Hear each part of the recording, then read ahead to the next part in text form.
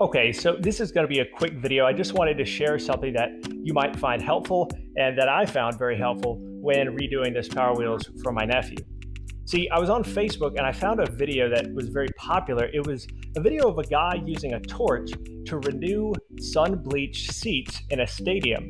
So I thought, well, I don't have a torch, but I have a heat gun here, which is like a really powerful hairdryer, and I have a Reflow hot air station for soldering.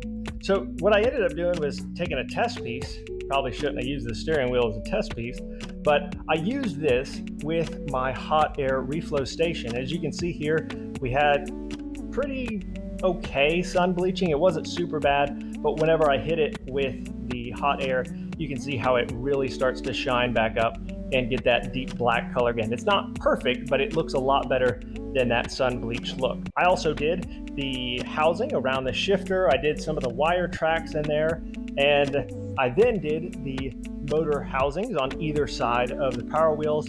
I did the cover for the electronics, and I also did the seat. Now, this is a video of the seat here. It was probably the most fun to do. It was the biggest piece, and I ended up using this larger hot air gun.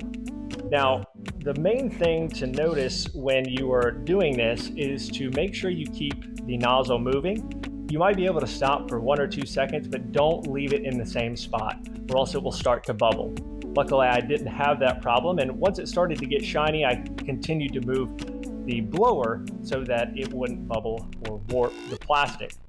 Now, I had already installed the lights on either side of the seat, so what I ended up doing was wetting some cardboard and putting it in between the seat and the light to get those top sort of edges of the seat. And that worked out very well for me.